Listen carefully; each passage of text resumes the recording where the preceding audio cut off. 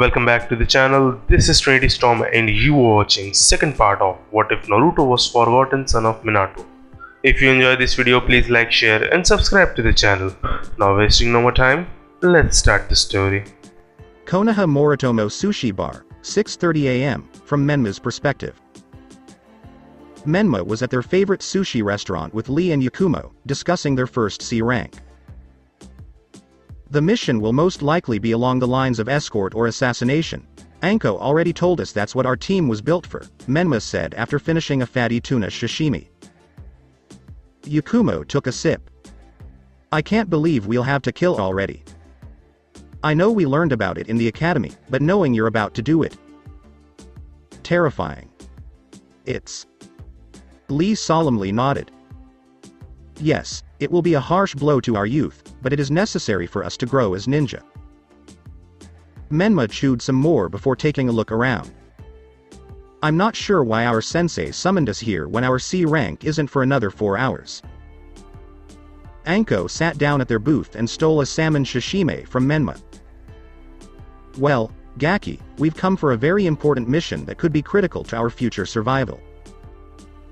When the three genins heard that, they all gulped a little. Anko unexpectedly bound Lee.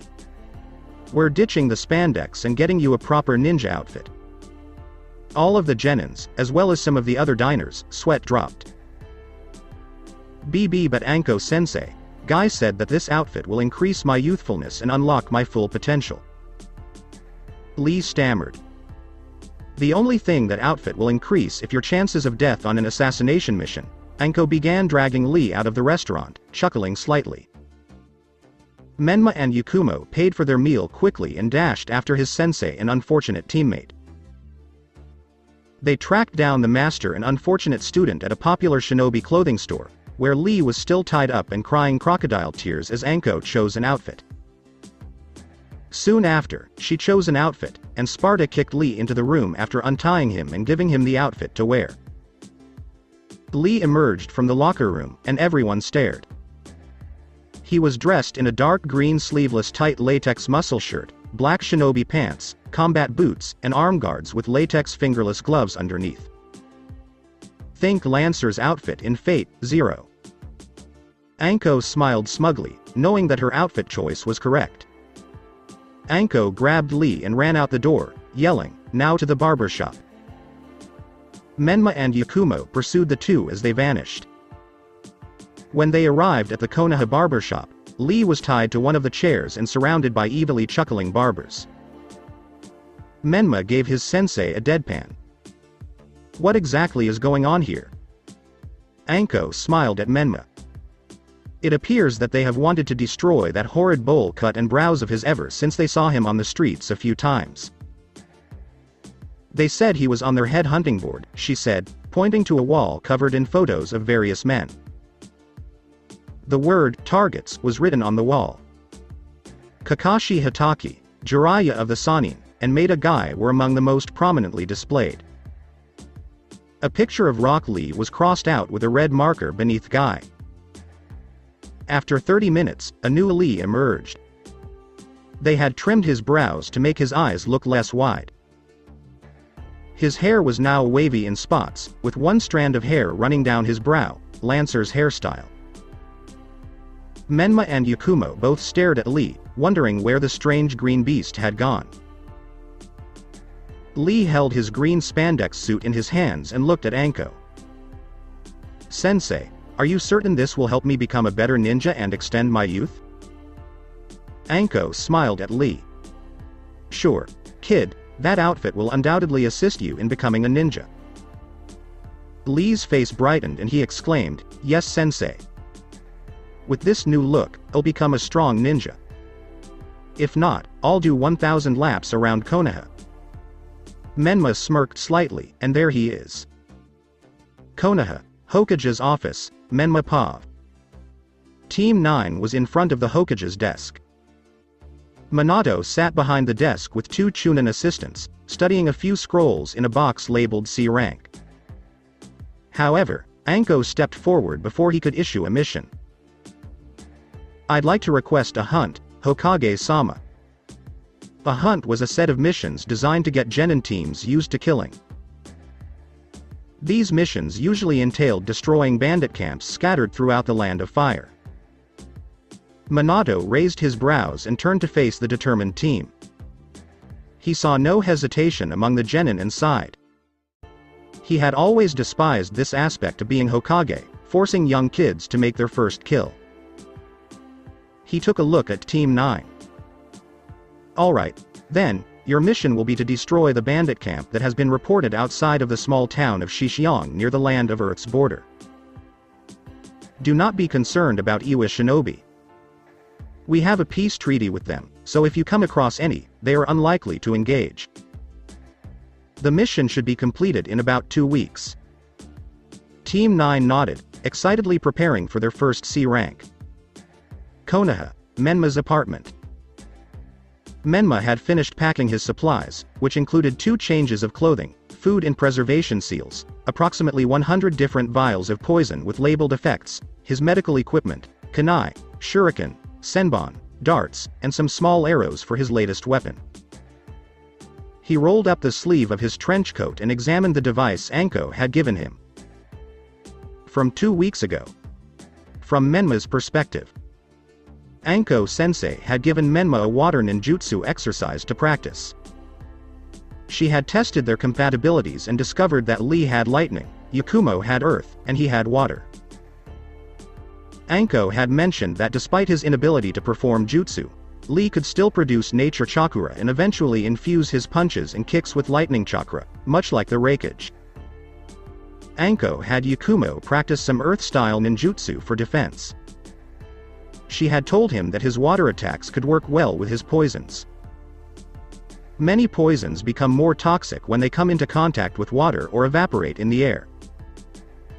She had him practice the water gun shot technique, the inverse of the fireball jutsu, and water prison jutsu. Both were basic C-rank water ninjutsu, but they worked well with his poisons. However, before any of them could effectively use the jutsu, they needed to train in their respective elements. She handed Lee a leaf and instructed him to crumple it into a small ball before proceeding to the next step. Yakumo had to completely burn her leaf while he extracted all of the water from it. He was about halfway through extracting the water when the leaf crumpled, indicating that he had made another mistake. As Anko approached them with 3 scrolls, he sighed and looked up. Team 9 came to a halt in their training exercise and approached Anko. Sensei handed each of us a scroll and said, "Well, Gaki's good news. Your wonderful and seductive sensei has decided to give each of you a weapon.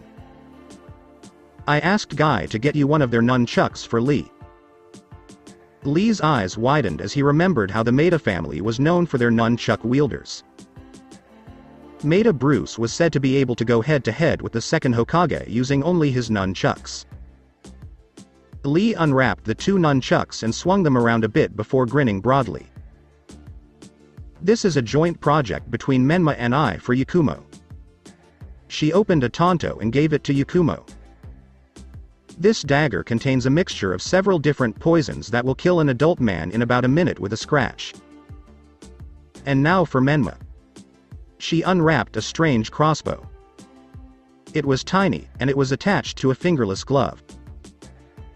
The glove appeared to have a reloading device that would reload the crossbow automatically. Anko smiled a little. "I found this little beauty a few years ago in a random shop in the Land of Snow. The bolts loaded into it are unpoisoned, but you can poison whatever you want on these, which you can load manually."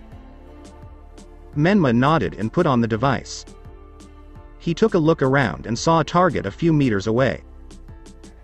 He pointed the arm-mounted crossbow at the target and fired quickly, each hitting in the inner circle. He thanked his sensei with a small smile. "Thank you, sensei. This is fantastic." Anko smirked as he noticed the small smile. It was difficult to get that kid to smile. Flashback concludes.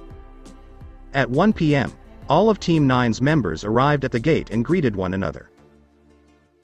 Soon after, their sensei arrived, and they dashed into the forest, each mentally preparing for what was about to happen. Shixiang Forest. 12 p.m. Northern Land of Fire, 3 days since Team 9 left Konoha, Menma Pav. Team 9 was hidden in the trees, overlooking the bandit camp. North of Shixiang, the camp was hidden in a clearing surrounded by trees. They were discussing their strategy for eliminating the bandits. Anko began to explain the plan to them. Alright. I want Yakumo to keep a genjutsu circle around the camp to prevent their escape and keep them hidden. Menma, disperse your poison gas throughout the camp. Lee, once Yakumo and Menma have finished their tasks, I want you to go in and begin killing the guards. Then we will all enter the camp through the 3 entrances to kill the remaining bandits. Everyone nodded in agreement. Yakumo's point of view. I took up position at the east entrance and began to perform some hand seals while whispering, Temple of Nirvana. All of the guards around the camp soon fell asleep after seeing feathers in front of their eyes. From Menma's perspective. He crouched beneath the largest tree at the southern entrance, manually inserting a syringe into his crossbow and firing it to strategic locations throughout the bandit camp. The camp quickly became littered with syringes. From Lee's perspective. Lee arrived at the bandit camp's western entrance, took out his nunchucks, and breathed deeply before activating a seal on his tongue to filter out the poisoned air. From Anko's perspective. She stood silently away from the camp, watching their progress with interest. On their first try, these Gakis were doing quite well. She frowned and shifted her gaze to the north. Her snakes had spotted a large man approaching the camp she was about to attack, and she was concerned. From Menma's perspective. Menma formed a hand seal and whispered, Katsu. And all of the syringes he launched into the camp exploded, spewing noxious purple gas all over the place. He quickly donned his gas mask and dashed into the camp to assist Lee, who was already battling some of the coughing bandits. He rolled under a bandit's wild swing and shot him with a crossbow bolt before arrowing the bandits around Lee. To avoid wasting arrows, he quickly activated his chakra scalpels and began killing more bandits. From Lee's perspective.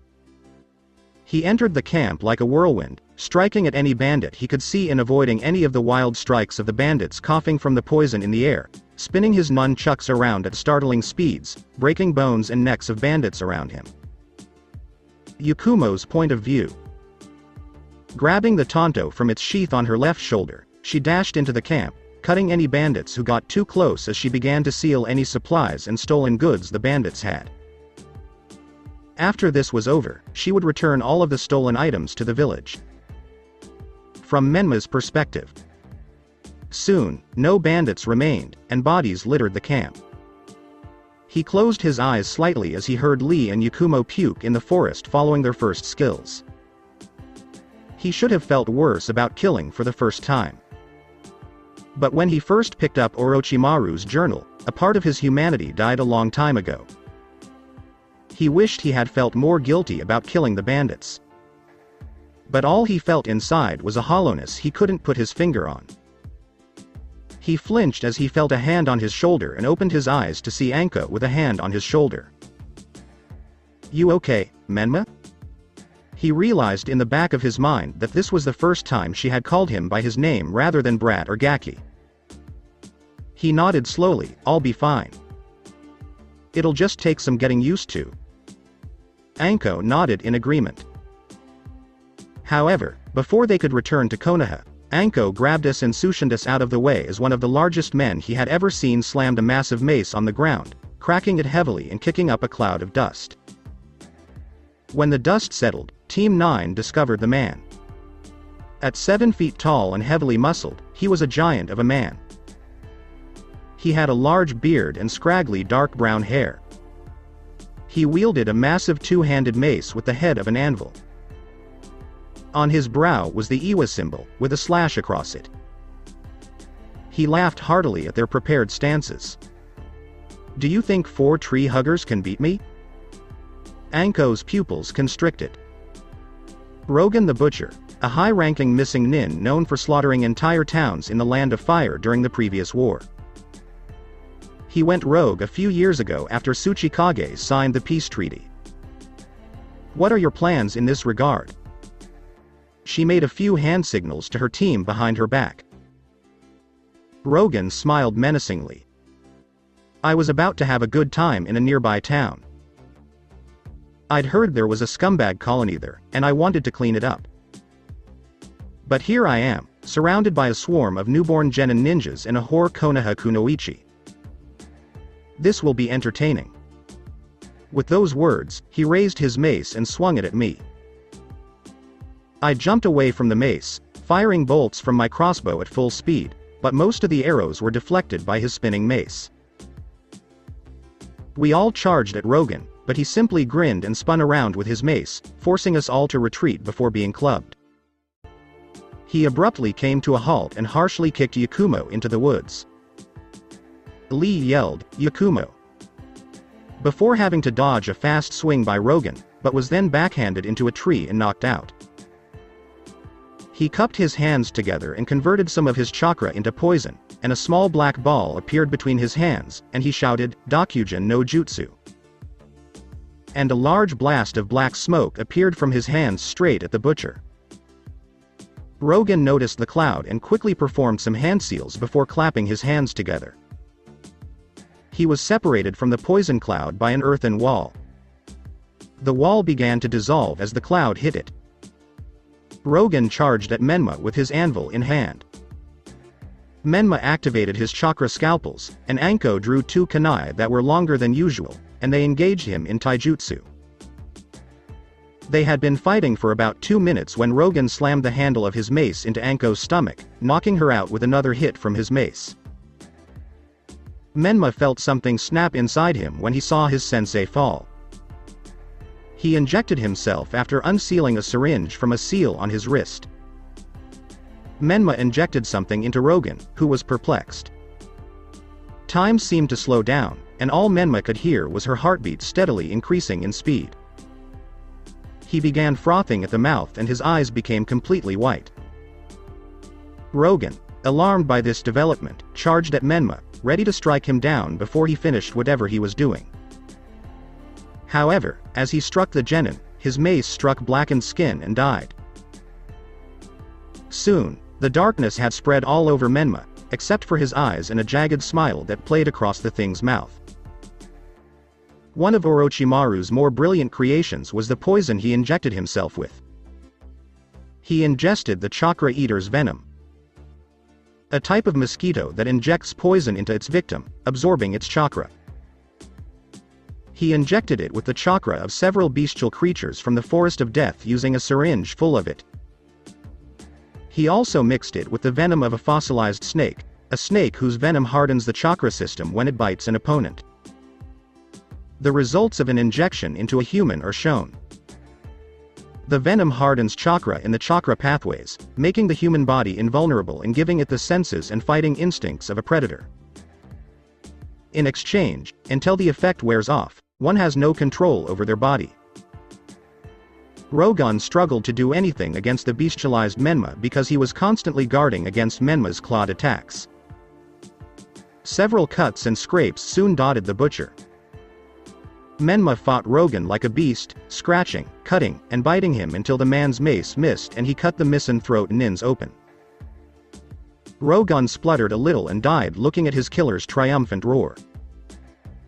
Menma collapsed to the ground, exhausted, as the effects of the enhancer wore off. He examined his skin and noticed that it was not purple. He'd read that the last test subject, Mundo, was purple for a month after the poison was injected into him as a side effect of the enhancer.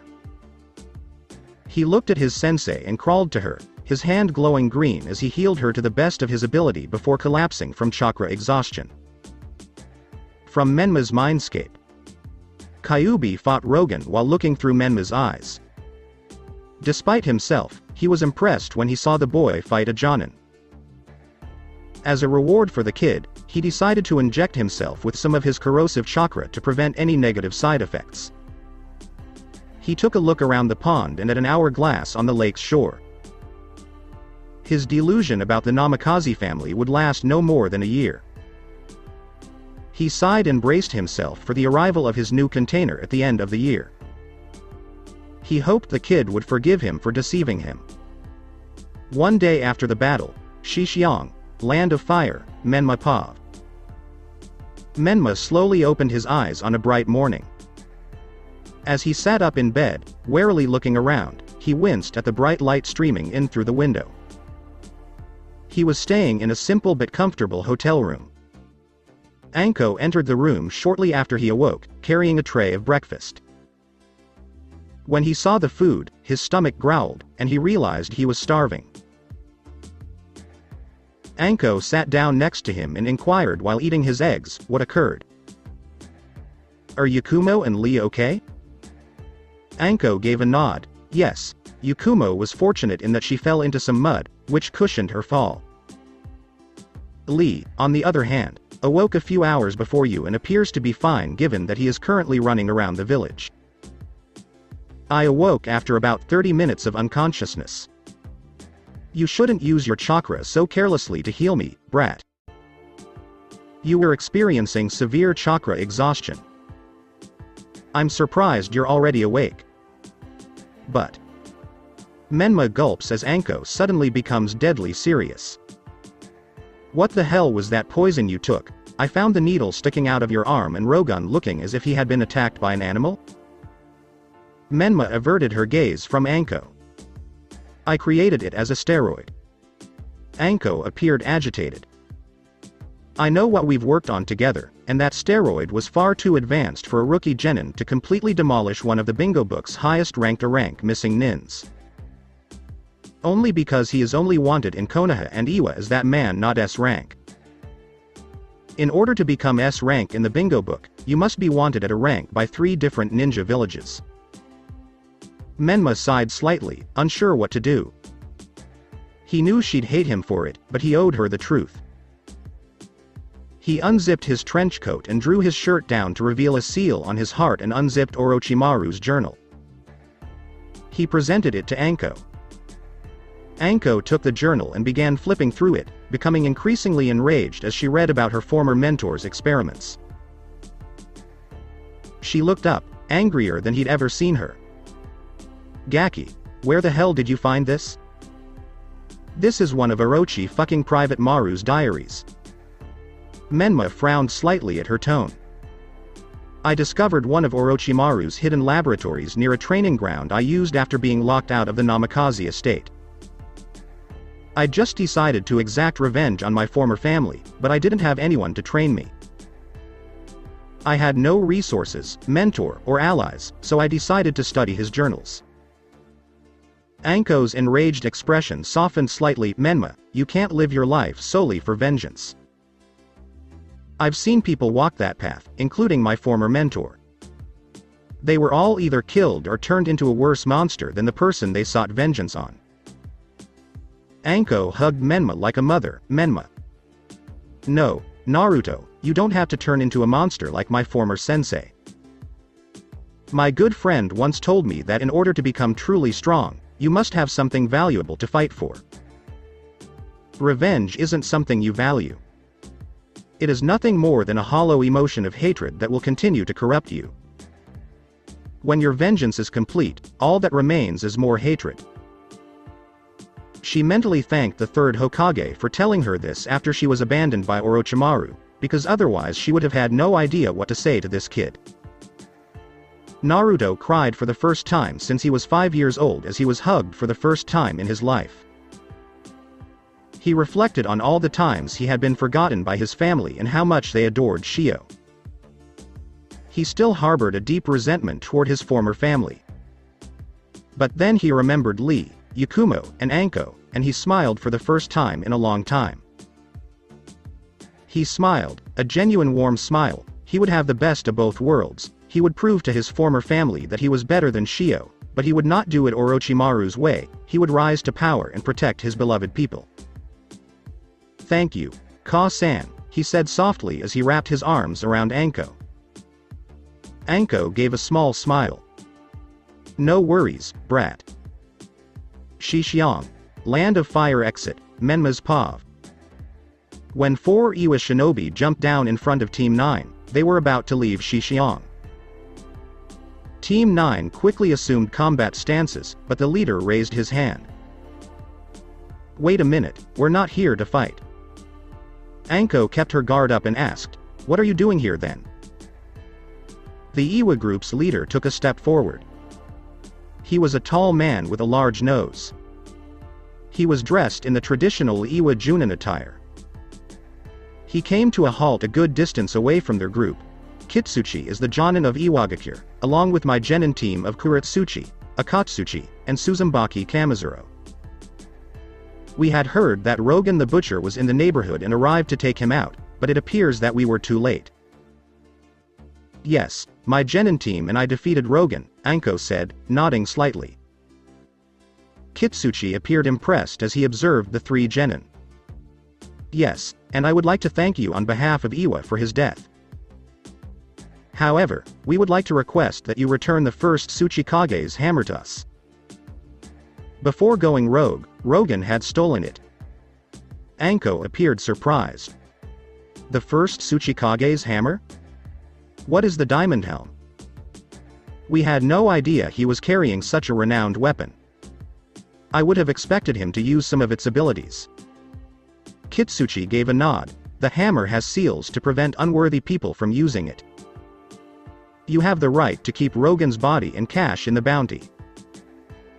Anko took out the scroll that had been used to seal the hammer and handed it to Kitsuchi.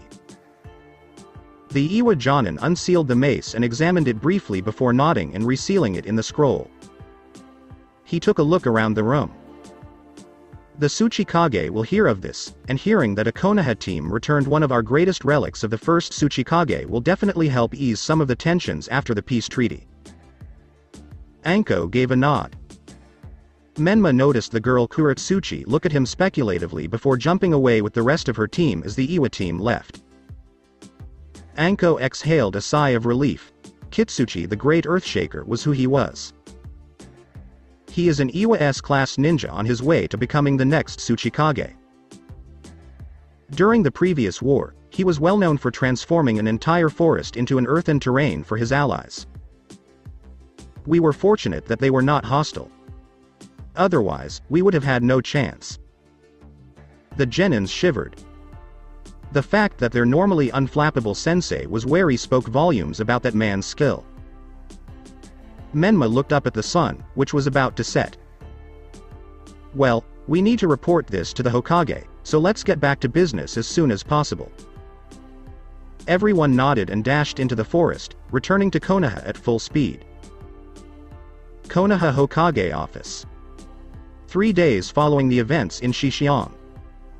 Minato's point of view. Minato stared at the report in his hands, deadpanning.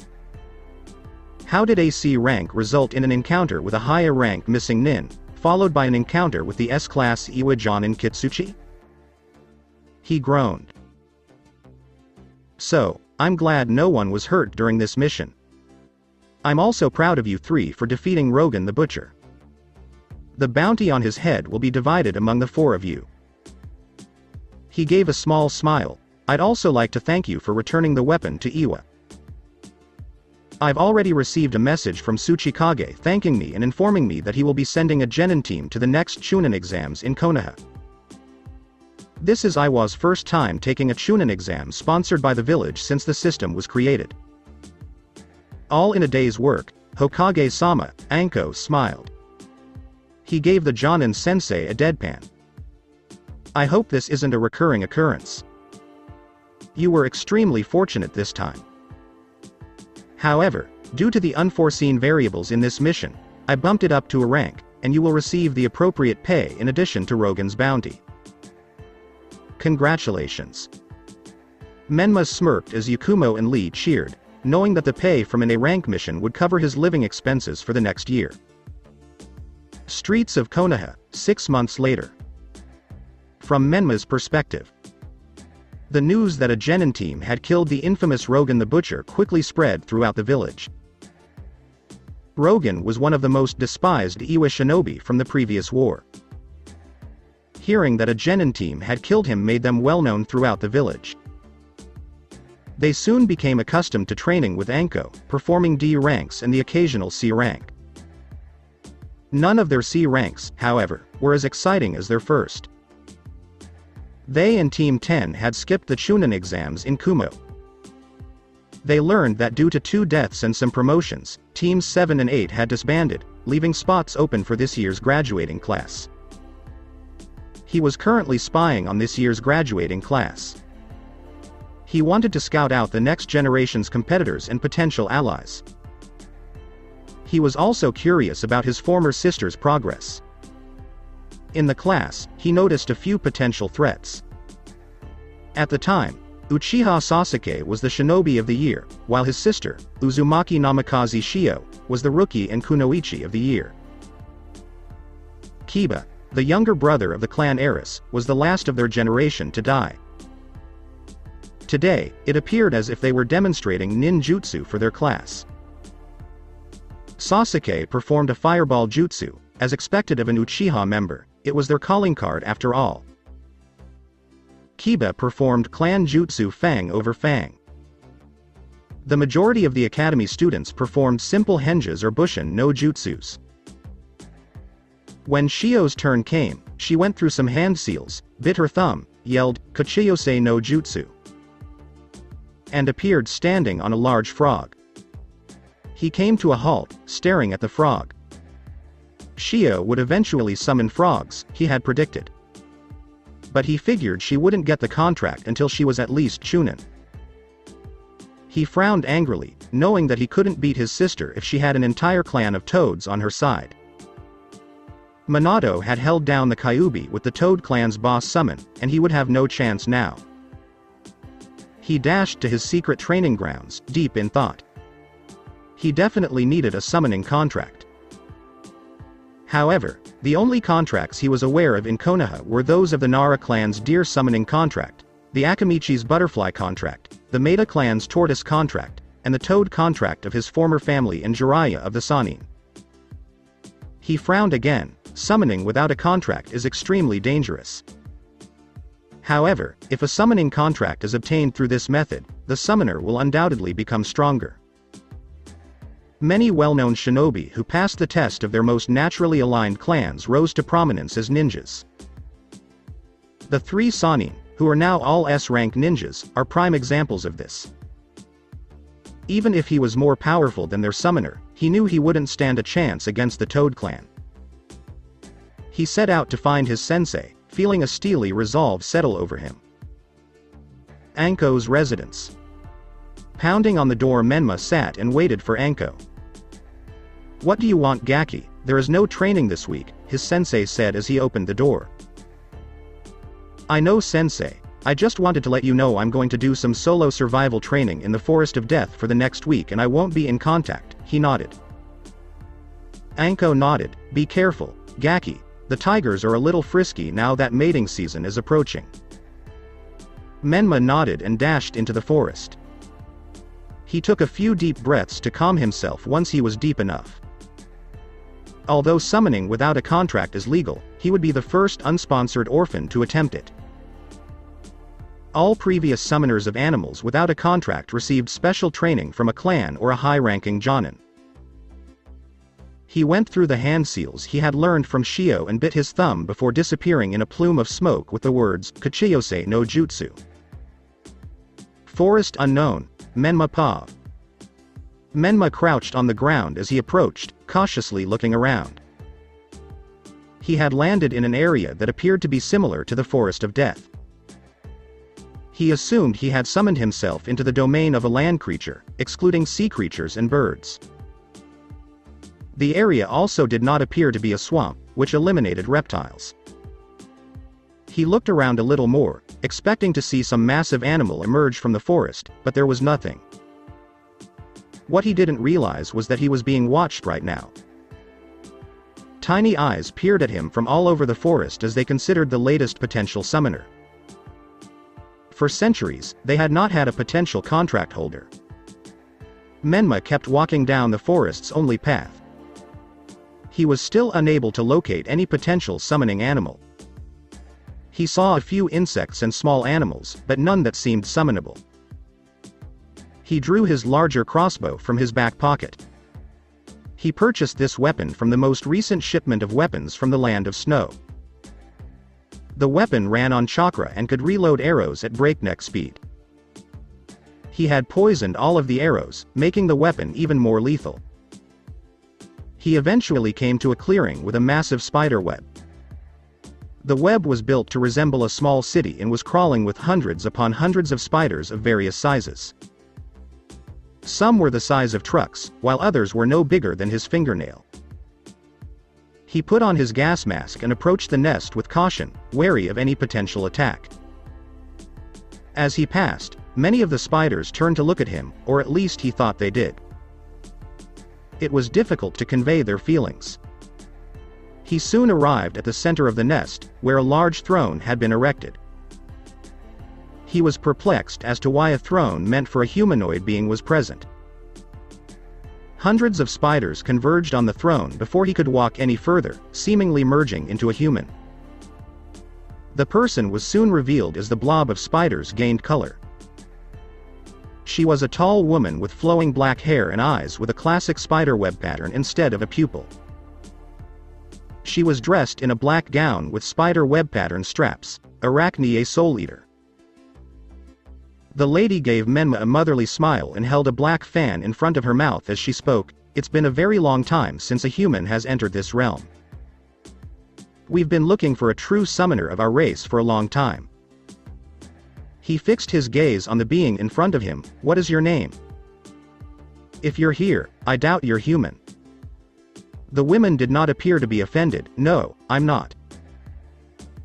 My name is Arachne, and I am the collective consciousness of all spiders in this world. So you're the hive mind of all these spiders? He thought, his eyes widening. Irachi gave a nod.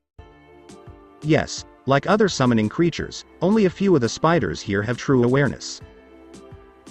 However, this has the advantage of allowing me to control any spider, not just those in this realm. For example, I am aware that your family has abandoned you.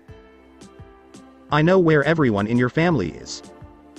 I know your mentor, Anko, burned her dinner last night and had to eat out. He was taken aback by such information gathering ability. If what she was saying was true, she possessed the ability to see through the eyes of every spider on the planet. That would be far superior to any sensing ability he had ever heard of from anyone. He took a deep breath before becoming serious. What is your challenge to becoming a Spider Clan summoner? The woman tapped her chin in thought. The Spider Clan had never had a summoner test because no one wanted her contract. She looked at the young man in front of her, knowing everything she could see through her spiders. She recognized him as a driven young man who would rise to great power in the future. She licked her lips briefly before speaking. Menma, or should I say Naruto Uzumaki Namikaze, I've known you almost your entire life. I know how powerful you have the potential to be in the future. Your fighting style is also very similar to ours. I will hand over the summoning contract to you. I wanted to scoff at how simple it was, but I kept my emotions in check this time. Thank you, Queen Irachi.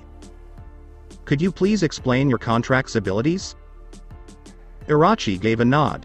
The spider contract is not one of the most powerful contracts in terms of open combat, but we are unparalleled in terms of subversion, intelligence gathering, and assassination. We can locate and listen in on any conversation that a spider can access. Finally, we can teach you our senjutsu style. The last bit of information caused me to widen my eyes. Senjutsu was only available through the most prestigious contracts.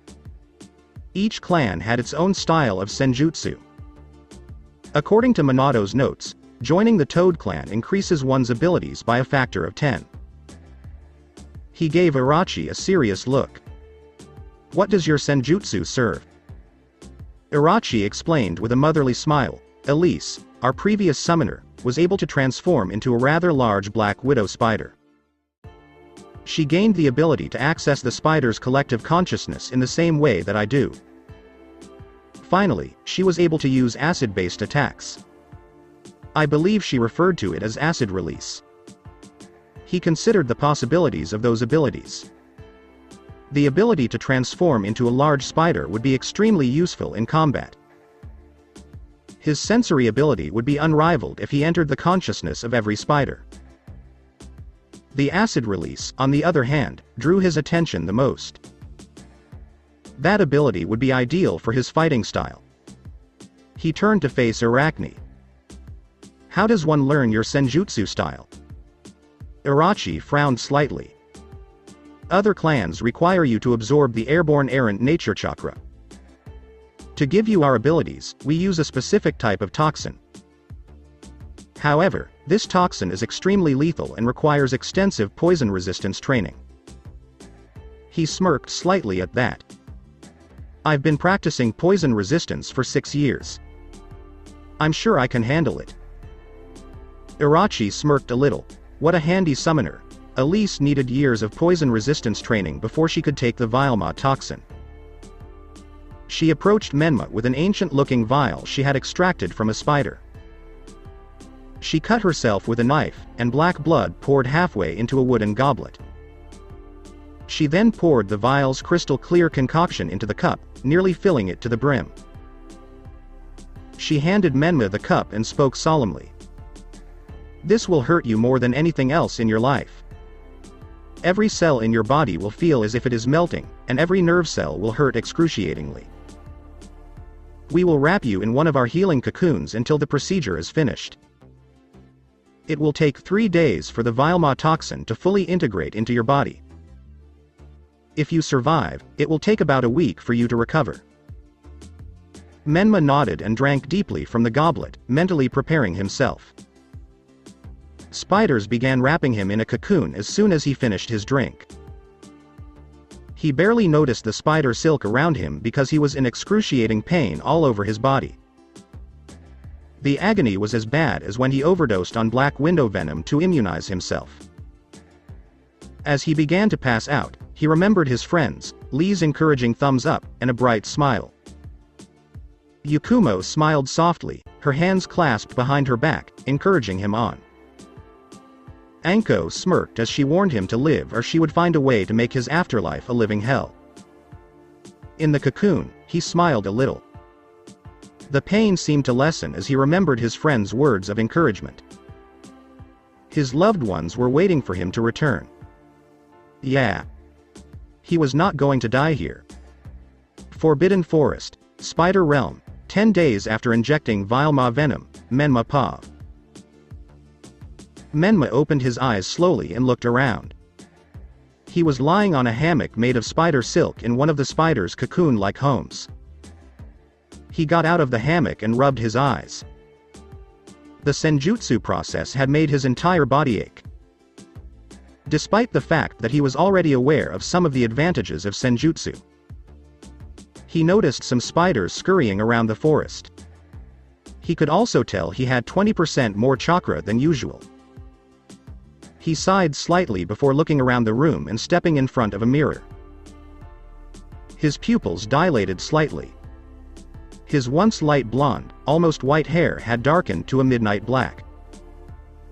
His bangs had grown longer and hung a little past his chin, Medusa's hairstyle after absorbing Arachne.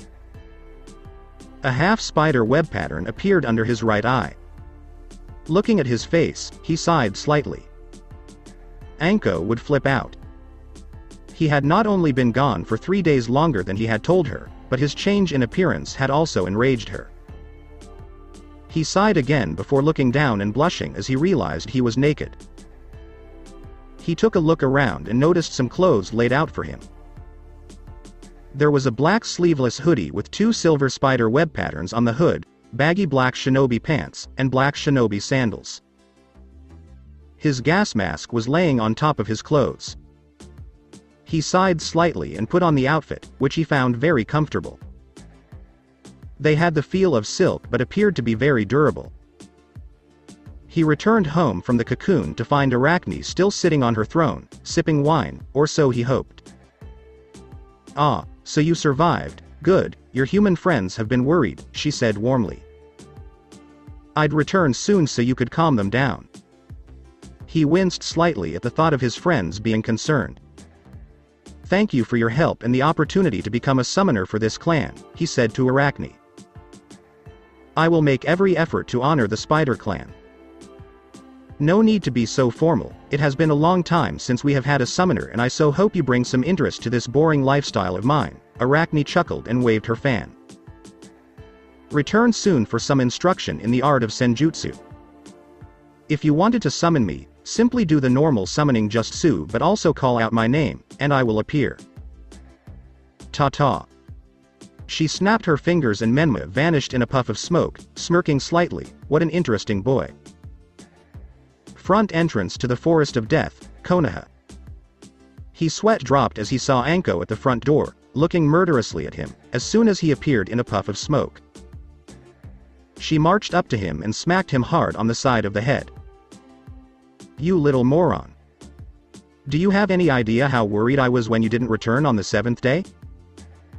No, of course not, you were too busy gallivanting with the Spider Clan. He looked at her with wide eyes, wondering how she knew he'd interacted with the Spider Clan. I know you signed the Spider contract because every allied summoning clan knows when a new summoning bond is formed, Anko continued. You're lucky the snakes have been allies with the spiders for generations and told me you were the one who accepted the contract, or I would have alerted the village to your disappearance. Menma sighed slightly. At least he wouldn't have to explain his new appearance to Anko. He calmly spoke to Anko's still enraged face. I needed an edge against Shio's toads, so I took a calculated risk to get my own summoning contract. Anko smacked him upside the head once more.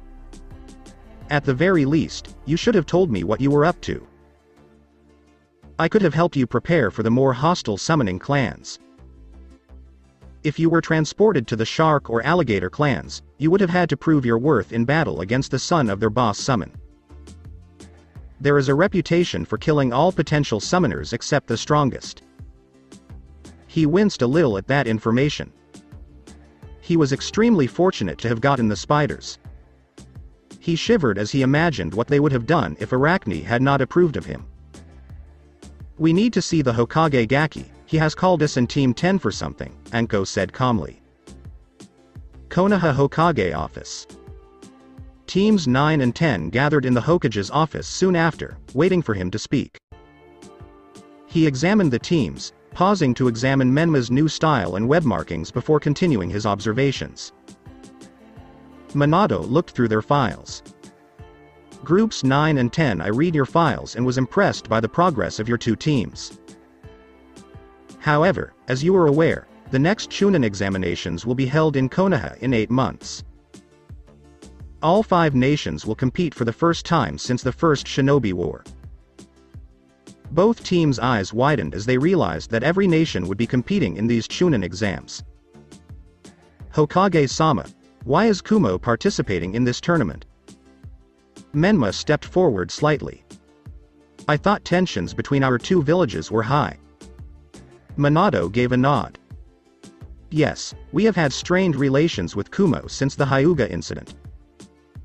However, because 4 of the 5 countries were taking part, they decided to send a team as well.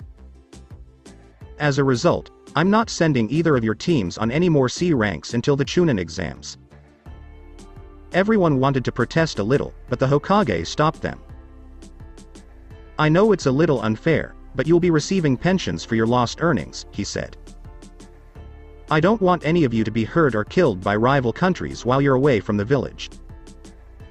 You may be allowed to do D ranks, but I want you all to train and do your best in the coming exams to prove your worth to the other nations. Please leave now, except for Anko and Menma. We have one more thing to discuss. Except for Anko and Menma, everyone nodded and exited the room. Minato cast a glance at Menma. I noticed you got a tattoo and dyed your hair. Unfortunately, you will have to retake your shinobi license photo. I wish you the best of luck in your upcoming Chunin exams. Anko and Menma nodded and walked away to renew his shinobi license. Konoha, Training Ground 9, 1 hour after the Hokage meeting. Team 9's members were all at their usual training location. Lee and Yakumo were questioning Menma about the reason for his sudden change in appearance. He sighed slightly. I changed my appearance because I received a summoning contract. The pupils of Yakumo and Lee dilated. Lee's eyes appeared to catch fire. Yosh. Menma, you look so young. We will be able to increase our teamwork and youth with your help. Congratulations Menma on your new summoning contract. With the web markings I'm guessing you can summon spiders? Yakumo deadpanned Lee's usual behavior and turned to Menma. They'd be perfect for you. Yes, I have been accepted as their summoner, he said, nodding. These modifications are the result of a process they carried out to make me more compatible with their techniques. After further discussion of the Spider Clan, they began team training by incorporating spiders of various sizes into their exercises. Lee had to go train with Guy for his afternoon practice after 3 hours, and Yakumo had clan training. Anko went to spend time with Kurenai. Menma soon found himself alone on the practice field, pondering what to do. He paused for a moment before reciting some hand seals and biting his thumb, Kuchiyose no Jutsu, Arachne. The Spider Queen appeared and took a quick look around before smiling at Menma. It's been a long time since I left the Spider Realm. However, I did not expect to be summoned by you this early. What did you require? He gave Arachne a serious look. I have 8 months to prepare for the Chunin exams, and I'd like you to train me in some of the Spider Clan's skills. Arachne frowned and tapped her chin. In that amount of time, you can learn the acid release and some of the lesser-known chakra string techniques used by the Spider Clan. Learning the spider transformation and my sensory technique takes years. He nodded, anticipating the information. I'd like to learn the acid release, and could you tell me about some of the other skills you could teach me using chakra strings? Arachne gave a nod. The foundation of our spider silk techniques is our chakra string techniques. We spread our chakra in a web formation to guide where we send our silk. We discovered, however, that we can use this chakra web to detect, ensnare, and kill our opponents. We modified this method for future summoners. Menma nodded, preparing for Arachne's training. Academy of Konoha, graduating day, 6 months after training with Arachne. It was a pleasure to have Arachne tutor him for 6 months. He discovered that Arachne, despite possessing all of the knowledge and sentience of the world's spiders, had her own personality. She was a nice woman, albeit morally skewed. She considered any spider to be her son or daughter and had nicknamed him Eggling. In these 6 months, she had taught him a lot. He had mastered acid release and could use them like water ninjutsu. He had also learned to create chakra strings from any tenketsu on his body in order to create a web around himself. This web can be used to find people who are similar to the Byakugan. He could also use the web to channel his acid release and cause various effects on his enemies. He hasn't been able to inject too many lethal poisons into his chakra yet, but he has spread his acid release in a paralyzing mixture. He was once again spying on the graduating class, leaning against the outer wall as he watched the graduates. Today was the last day of their final exams to become genin. He noticed his ex-family, village nobles, and shinobi clans congratulating their children on their graduation. Soon after, he noticed a head of blonde hair and focused on his ex-sister. She had grown from a little brat to a young woman since the last time he saw her. She had a similar hairstyle to Minato, but a spiky ponytail like Jiraiya of the Sannin. She was dressed in a dark blue turtleneck, forest green shinobi pants, and dark green shinobi sandals. The Uzumaki swirl was imprinted on the back of her shirt. He could feel his hatred for his sister and his former family rising to the surface, but he kept it from showing on his face. He knew he'd get his revenge when they fought in the Chunin exams in 2 months. He turned away and walked away, pulling up his hood. From Shio's perspective, Shio was having one of her best days ever. She had awoken to the sight of her family's happy faces and had rushed to get ready for the exams. She met her friends in the classroom and they talked for a while before Iruka entered the room and handed out their tests. She was extremely pleased with herself after the exams. She was finally a Konoha genin. She'd soon overtake her two-san and become Hokage. Datbeo. She was soaking up the joy emanating from her parents. What she hadn't told her parents was that she could sense emotions. This ability had appeared a year before, and she had no idea how she had acquired it. She had, however, abused her ability to tell what other people thought of her. She was taken aback when she felt a deep hatred directed at her and her parents. She looked around and noticed a boy leaning against the academy's wall. He was a shinobi because he wore a leaf headband around his arm. He was probably one of the strangest people she'd ever met. He wore his hair black, with front bangs that reached his chin and spiked hair in the back. He had blue pupils and a spider web tattoo under his right eye. What drew her attention was the fact that he exuded such hatred. However, beneath her deep hatred, she felt emotions such as sadness, envy, and loneliness. She turned to face her two-san and pointed to the boy walking away. "Who is that boy, two-san?" "That is Menma, he was the rookie of the year last year," Minato said, turning to the back of the boy she had pointed to. Many were surprised when he defeated several clan members for the top spot. "Why?" She returned her thoughtful gaze to the receding boy. "There's no reason, two-san." Later that night, hidden training ground, Menma Pav. Menma was practicing in his chakra webs when he noticed someone approaching him at Chunin speeds. He turned to face the approaching man and recognized the academy teacher Mizuki.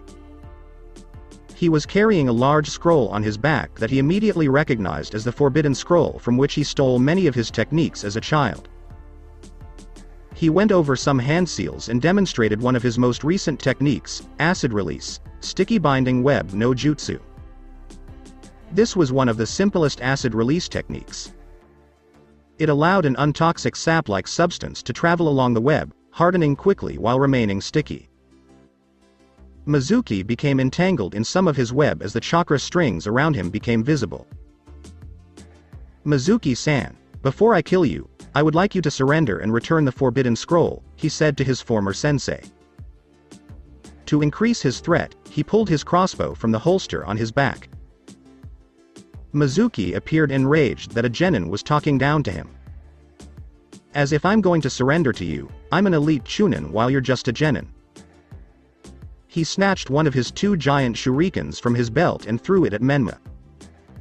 Menma felt a truly twisted smile spread across his face. This was his first true battle since Rogan, and he was eager to put his new skills to the test. He easily avoided the shuriken and performed some hand gestures. His chest expanded slightly, and he exclaimed, "Acid Release, Acid Shot." Small balls of acid shot out of his mouth in a gun-like fashion at Mizuki. He ducked, and the acid balls began to eat through the trees they hit. Mizuki asked, wide-eyed, "What the hell are you? You should be a genin only." "It's not that I'm too strong, it's just that you're too weak," he said to the raged man. With those words, he pulled out his crossbow, channeled his chakra through it, and began firing at the swiftly evading Mizuki. Arrows began to appear in an intricate pattern throughout the tree line. The chakra strings connecting the arrows were invisible to Mizuki. His twisted grin widened slightly as he repeated some hand signs. "Acid Release. Do Scattering by Paralysis." Soon, the web of chakra lines above them became damp with acid, and the lines began to vibrate rapidly, dripping almost like rain on their location, each blob of water a potent paralyzing solution designed to mimic morning dew. Mizuki was soon soaked from the paralyzing rain. He began to approach Mizuki, a chakra scalpel forming in his hands.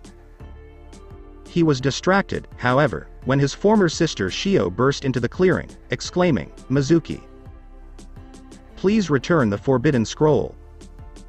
She paused to assess the situation. Mizuki appeared to be unconscious on the ground, and Menma stood above him with glowing hands. She felt Mizuki's sickening emotions as well as Menma's coldness earlier. What in the world happened here? Datbeo? I defeated the traitor Mizuki. Your Anbu guard should be here soon to take him away. Menma smirked at his former sister. Two masked Anbu members dropped to the ground and took Mizuki somewhere as soon as he said that. Menma turned and picked up the forbidden scroll before looking at Shio and saying, "Come on, we should report this to the Hokage." Shio was curious as to why he seemed to despise her family so much when he spoke of the Hokage but didn't mention them. According to his emotions, he appeared to be hiding his sadness behind his hatred for them. They walked in silence for a while before jumping onto the rooftops to get the rest of the way to the Hokage's office. Hokage's office, Menma's point of view. Menma took a step back when they arrived at the office and placed the forbidden scroll on the Hokage's desk. "Thank you Menma and Shio for retrieving this," Minato said as he opened the scroll to check the contents. "I was in a council meeting discussing team placements when he crept into the office for the scroll." "Tu-san, I didn't really do anything, it was Menma who apprehended Mizuki." Shio scratched the back of her head. Menma's surprise was palpable. Did he expect her to take credit for something she hadn't done? Minato, too, appeared surprised and turned to Menma. "Then thank you for apprehending Mizuki, Menma. The penalty for stealing the forbidden scroll is death, as well as a B-rank missing-nin status if he manages to flee the village. When he is executed, you will earn the bounty on his head." "Thank you, Hokage-sama," Menma said. "Thank you again you two for returning this. I will see you later Shio, and good night Menma-san," Minato said as he placed the forbidden scroll in a hidden drawer in his desk. They both nodded and exited the room after the dismissal. Streets of Konoha, 8 p.m. From Shio's perspective. They walked out of the Hokage building and awkwardly stood apart. "Well, I hope to see you again, and find out why you seem to have so much buried pain against my family," she cleared her throat. Menma nodded and began walking away. She gave him a slight frown before turning around to go home. Uzumaki House, Kushina's point of view. Kushina was looking through her daughter's photo album. She was overjoyed that her daughter was a shinobi. She felt something snap inside her head as she flipped through the pages and eventually came to a 4-year-old Shio. She exclaimed and ran out of the house, dropping the book. The book lay open, displaying a picture of Naruto's smiling face for all to see. Menma's mental landscape. In Naruto's mindscape, a fox with 2 tails sat on top of the pond, sighing as he watched the hourglass shatter. It was almost time for him to reveal himself to his unnamed host. He hoped he would understand why he had separated him from his family. He knelt on all fours, stewing in his guilt for causing another family to suffer as a result of the Uchiha. So that's it for today. I hope you guys enjoyed it. Don't forget to like, share and subscribe to the channel for more awesome stories like this. Thank you. See you all in my next video.